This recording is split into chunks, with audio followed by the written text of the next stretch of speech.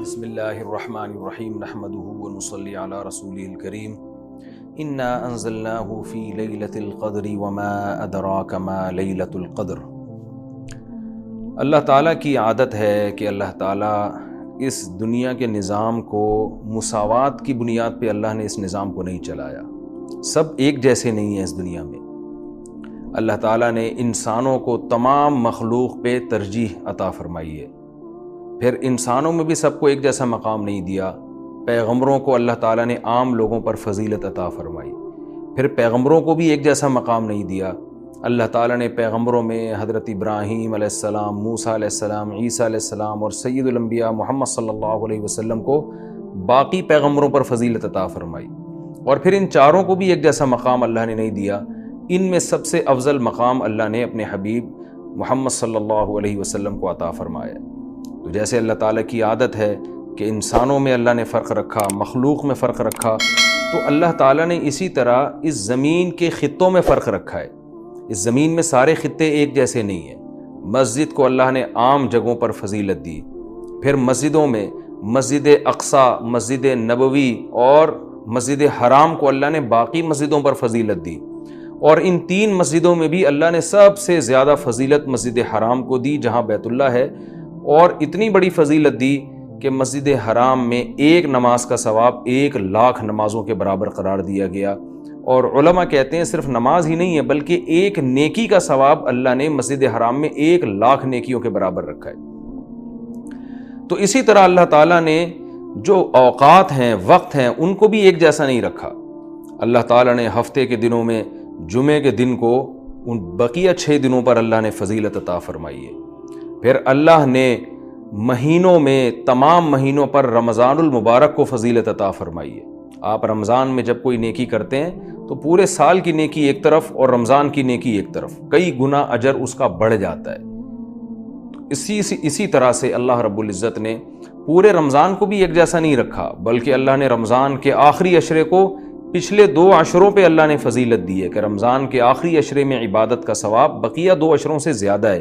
یہی وجہ ہے کہ آپ صلی اللہ علیہ وسلم رمضان کے آخری عشرے میں شد میزرہ، امی عائشہ رضی اللہ تعالیٰ عنہ فرماتی ہیں تہبند کس لیا کرتے تھے۔ یہ کنایہ ہے عبادت سے کہ بالکل پوری رات آپ صلی اللہ علیہ وسلم عبادت کیا کرتے تھے۔ اور کمال کی بات یہ ہے کہ رمضان کے آخری عشرے کی جو 10 راتیں ہیں یا 9 راتیں ہیں، ان میں بھی پھر اللہ نے 9 کو برابر نہیں قرار دیا، بلکہ ان میں ایک رات ایسی اللہ نے بنائی جو پورے رمضان کی تمام راتوں سے افضل اور پورے سال کی تمام راتوں سے افضل، اور اس کا نام بھی اللہ نے خود متعین کیا کہ اس کا نام ہے لیلۃ القدر۔ قدر کا مطلب مرتبے والی، قدر و منزلت والی، اونچے مقام والی رات۔ تو یہ اللہ کی عادت ہے کہ جیسے آپ دیکھتے ہیں کہ مختلف قسم کی کمپنیاں مختلف پیکیجز نکالتی ہیں اپنی پروڈکٹ کو سیل کرنے کے لیے، لوگوں کو فائدہ پہنچانے کے لیے، خود پیسے کمانے کے لیے۔ اللہ کو ہماری ضرورت نہیں ہے ہماری عبادت کی۔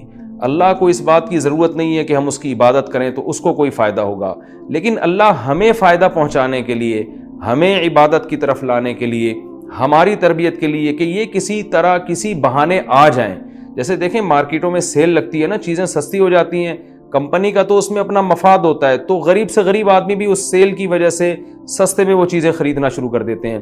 تو اللہ تعالیٰ کا تو کوئی مفاد نہیں ہے ہم سے، لیکن اللہ ہمیں فائدہ پہنچانے کے لیے مختلف قسم کے پیکیج دیتے ہیں کہ آؤ رمضان کا ایک پیکیج ہے جس میں گناہ گاروں کو توبہ کی توفیق ملتی ہے۔ پورے سال کچھ نہیں کیا تو کچھ رمضان میں کر لو، پورے سال مسجد میں عبادت کی توفیق نہیں ملی تو چلو عمرہ کی آج تمہیں توفیق ملی، مسجد حرام میں عبادت کر لو، یہاں تو میں 1 پر 1,00,000 تمہیں دوں گا۔ تو یہ جو اللہ کی طرف سے پیکیج ہمیں ملتے ہیں، یہ اللہ کے فائدے کے لیے نہیں، ہمارے فائدے کے لیے، کہ ہم جیسے نالائق شاید ثواب کا سن کے کہ بھئی ایک نیکی کا ثواب بہت زیادہ بڑھا چڑھا کر دیا جا رہا ہے، تو جیسے مارکیٹوں میں غریب آدمی بھی وہ اس جو ہے پیکیج کی وجہ سے خریداری کے لیے پہنچ جاتا ہے، تو اسی طرح جو بھی آخرت کی لالچ رکھنے والے لوگ ہیں، اگرچہ وہ گناہگار ہیں لیکن اس پیکیج سے فائدہ اٹھانے کا اللہ ان کو موقع دیتا ہے۔ پورے سال کچھ نہیں کیا تو اب آؤ، میری طرف سے سیل لگی ہوئی ہے، میری طرف سے ایک نیکی پہ لاکھوں نیکیاں دی جا رہی ہیں، آؤ میری طرف اور اس بہانے کچھ عبادت کر لو۔ تو عقل مند لوگ اللہ کی اس آفر سے فائدہ اٹھاتے ہیں، اللہ کی طرف سے پیش کردہ اس آفر سے اور اللہ کی اس رحمت سے فائدہ اٹھاتے ہیں۔ تو وہ رحمت کیا ہے؟ قرآن نے اس رحمت کو بیان کیا کہ یہ جو لیلۃ القدر کی رات ہے یہ اللہ کی طرف سے اتنا بہترین پیکیج ہے کہ قرآن خود اس کا تذکرہ کرتا ہے، لیلۃ القدر خیر من الف شہر۔ فرمایا کہ اللہ کہہ رہا ہے کہ کسی نے 1000 مہینے عبادت کی، جو تقریباً 83 سال بنتے ہیں، تو 83 سال کی عبادت کا اجر ایک طرف اور اس ایک رات کی عبادت کا اجر ایک طرف۔ آپ بتائیے کتنا بہترین اللہ کی طرف سے یہ اللہ کی رحمت کا معاملہ ہے اور اللہ کی طرف سے یہ کتنا بہترین پیکیج ہے۔ تو اتنا زیادہ اس میں ثواب، اور اللہ نے بتایا کہ یہ ایسی برکت والی رات ہے، 2 جگہ قرآن نے اس کا تذکرہ کیا، انا انزلناہ فی لیلۃ مبارکہ، کہ ہم نے اس رات میں قرآن کو نازل کیا اور یہ برکت والی رات ہے۔ ایک جگہ قرآن کہہ رہا ہے برکت والی رات، ایک جگہ قرآن کہہ رہا ہے قدر و منزلت والی رات، اور دونوں جگہ قرآن کہہ رہا ہے کہ ہم نے اس رات کی سلیکشن کی ہے قرآن کو نازل کرنے کے لیے۔ تو ایک فضیلت تو اس رات کی یہ ہے کہ اس میں عبادت کا اجر ہزاروں گنا بڑھ جاتا ہے۔ آپ 83 سال مسلسل عبادت کرتے رہیں اور اس ایک رات میں آپ عبادت کریں تو اللہ کی رحمت ہے کہ اس ایک رات کی عبادت کا ثواب 83 سال کی عبادت کے برابر ہو جائے گا۔ تو بہت ہی محرومی کی بات ہے کہ کوئی شخص اس رات کو سوتے میں گزار دے۔ اور علماء نے یہ بیان کیا ہے کہ جو بھی فضیلت والے دن یا فضیلت والی راتیں ہوتی ہیں ان میں جیسے عبادت کا ثواب بڑھ جاتا ہے، گناہ کا عذاب بھی اسی حساب سے کئی گنا بڑھ جاتا ہے۔ جیسے مسجد حرام کے بارے میں حدیث میں آتا ہے کہ ایک نماز 1,00,000 کے برابر، لیکن قرآن کیا کہتا ہے؟ وَمَن يُرِدْ فِيهِ بِإِلْحَادٍ بِظُلْمٍ نُذِقْهُ مِنْ عَذَابِ السَّعِيرِ۔ مسجد حرام میں ظلم اور گناہ کا کوئی بھی معصیت جو ہے، گناہ ہے، اس کا عذاب بھی کئی گنا بڑھ جاتا ہے۔ اس لیے علماء کہتے ہیں کہ مسجد حرام میں ایک جرم وہ 1,00,000 جرموں کے برابر ہے، مسجد حرام میں ایک چوری 1,00,000 چوریوں کے برابر ہے، مسجد حرام میں ایک جھوٹ 1,00,000 دفعہ جھوٹ بولنے کے برابر ہے۔ تو صرف نیکی کا ثواب نہیں بڑھتا، گناہ کا عذاب بھی بڑھ جاتا ہے۔ اسی طرح علماء کہتے ہیں کہ رمضان میں جیسے نیکی کا ثواب کئی گنا بڑھتا ہے، گناہ کا عذاب بھی کئی گنا بڑھتا ہے۔ جیسے مسجد میں نیکی کا ثواب بڑھ گیا، مسجد میں اگر آپ جرم کرتے ہیں، گناہ کرتے ہیں، تو عذاب بھی بڑھے گا کہ اللہ کے گھر میں تم غلط کیسے کر رہے ہو۔ تو اسی طرح یاد رکھیے کہ لیلۃ القدر میں 3 قسم کے لوگ ہیں۔ ایک تو وہ لوگ جو عبادت کر کے اس رات کو قیمتی بناتے ہیں اور 83 سال کی عبادت اپنے کھاتے میں، اپنے اعمال نامے میں ڈال لیتے ہیں۔ ایک وہ لوگ ہیں جو محروم ہوتے ہیں، پوری رات سوتے رہتے ہیں، لیکن وہ بھی خوش قسمت ہیں کہ چلو عشاء کی نماز جماعت سے پڑھی، فجر کی جماعت سے پڑھی، کسی درجے میں ان کو بھی ثواب مل گیا، تراویح کی کچھ رکعتیں پڑھ لیں جتنی اللہ نے توفیق دی۔ یہ وہ لوگ ہیں جنہوں نے اس رات کو بہت حد تک ضائع کر دیا، لیکن خسارے والا کام انہوں نے نہیں کیا۔ خسارے والے وہ لوگ ہیں جو اس رات میں بھی گناہ نہیں چھوڑتے، ڈرامے دیکھ رہے ہیں، فلمیں دیکھ رہے ہیں، غیبتیں کر رہے ہیں اور عشاء کی نماز جماعت سے نہیں پڑھ رہے، گناہ کر رہے ہیں، فجر کی نماز جماعت سے نہیں پڑھ رہے، تو یہ بدبخت لوگ ہیں۔ تو خوب یاد رکھیے کہ لیلۃ القدر میں جیسے عبادت کا ثواب بڑھتا ہے، ایسے ہی گناہ کا عذاب بھی کئی گنا زیادہ بڑھ جاتا ہے۔ اور یہی حکمت ہے، علماء بیان کرتے ہیں کہ رسول اللہ صلی اللہ علیہ وسلم نے ہمیں یقینی طور پر لیلۃ القدر کی رات متعین کر کے نہیں بتائی۔ آپ نے یہ فرمایا کہ طاق راتوں میں تلاش کرو، آخری عشرے میں تلاش کرو، وہ رات اسپیسیفک متعین نہیں کی۔ اس میں یہی حکمت علماء بیان کرتے ہیں کہ اگر وہ رات متعین کر دی جاتی اور پھر اس رات میں کوئی پوری رات سو کے ضائع کرتا تو اللہ کی اس پر حجت تام ہو جاتی۔ اللہ کہتے تجھے تو پتہ تھا کہ آج لیلۃ القدر کی رات ہے، تو نے آج گناہ کیسے کیا، تو نے اس رات کو ضائع کیسے کیا، تو اور زیادہ عذاب آ سکتا تھا۔ ایسا نہ ہوتا کہ دنیا میں ہی عذاب آ جاتا۔ تو اس لیے اللہ نے اس کو مخفی کر دیا، کہ تھوڑا سا کنفیوژن میں ڈال دیا، کہ تاکہ اس میں اگر کوئی اس رات کو ضائع کرتا ہے تو اس کو یقینی طور پر افسوس نہ ہو، کہ ہو سکتا ہے وہ یہ سوچے شاید آج کی رات نہ ہو، بلکہ ہو سکتا ہے کل یا پرسوں کی رات لیلۃ القدر ہو جائے۔ ایک حکمت تو علماء یہ بیان کرتے ہیں۔ دوسری حکمت یہ بیان کرتے ہیں کہ اگر لیلۃ القدر کی رات متعین کر دی جاتی اور اس رات اتفاق سے کوئی سوتا رہ جاتا، بیماری کی وجہ سے عبادت نہ کر پاتا، تو پھر وہ بقیہ راتوں میں بالکل بھی عبادت نہ کرتا۔ وہ کہتا ہے لیلۃ القدر تو گزر گئی، اب میں رات جاگ کے کیا کروں گا، اصل جو اللہ کی طرف سے رحمت والا معاملہ تھا وہ تو میں نے ضائع کر دیا۔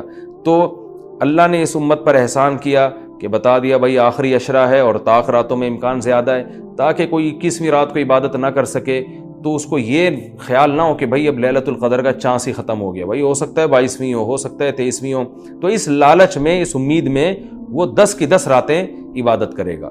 اور تیسری حکمت علماء نے یہ بیان کی ہے کہ لیلۃ القدر کی رات کو 100% متعین کر کے نہیں بتایا گیا تاکہ لوگ اس بہانے زیادہ عبادت کریں اور جو طلبگار ہیں انہی کو ملے۔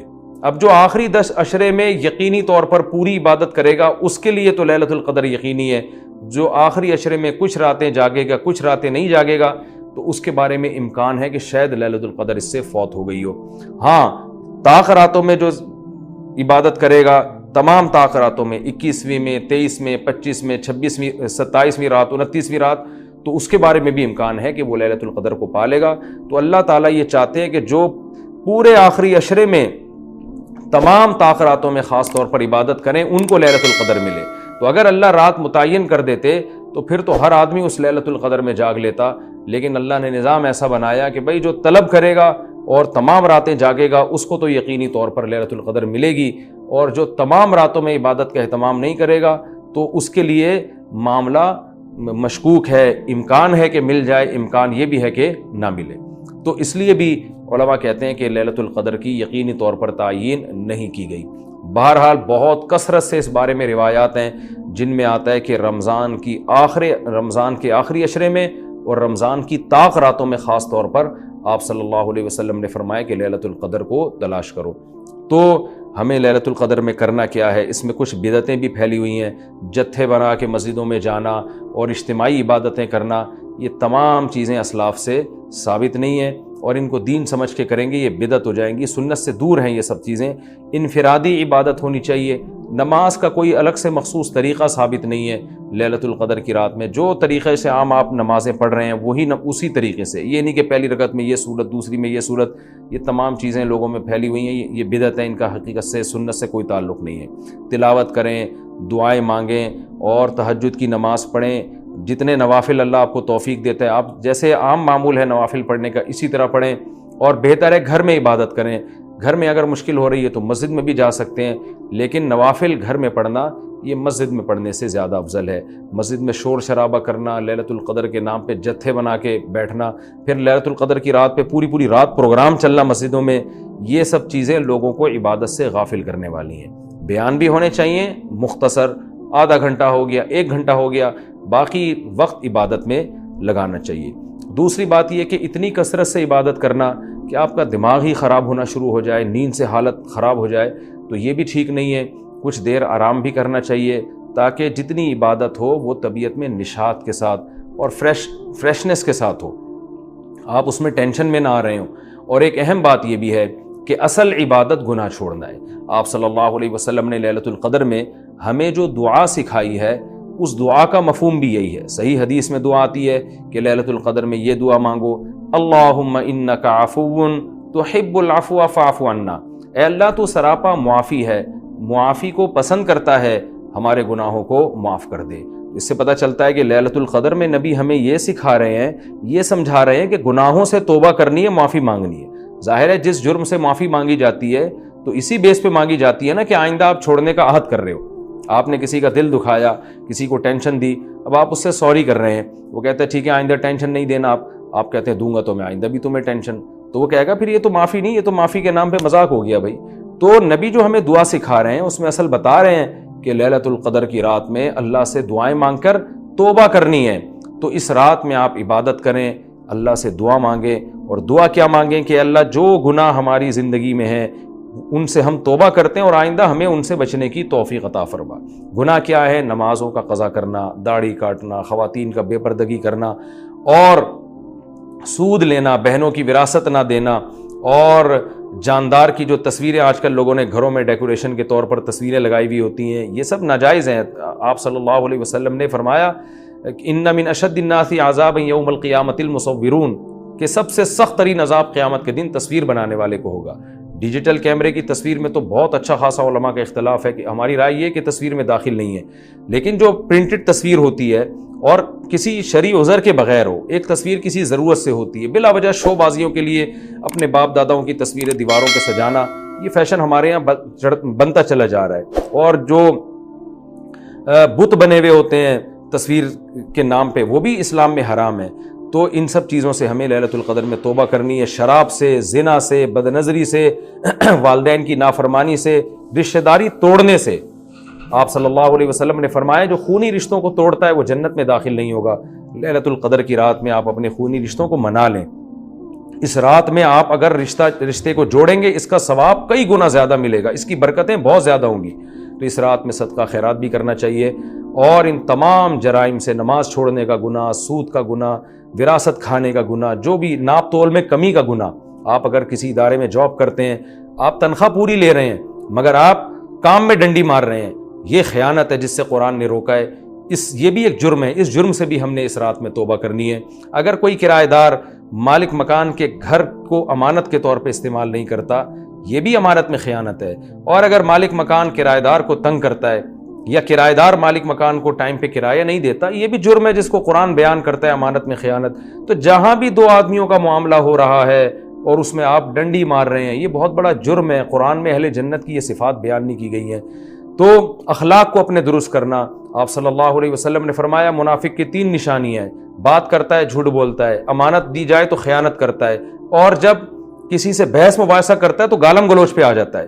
آج دیکھیں دفتروں میں کیا حال ہے، بات بات پہ گالیاں، ذرا سا کوئی مسئلہ ہوتا ہے فوش گالیاں نکالنا شروع کر دیتے ہیں۔ تو یہ تمام چیزیں ایسی ہیں جن سے ہمیں اس رات میں توبہ کرنی ہے۔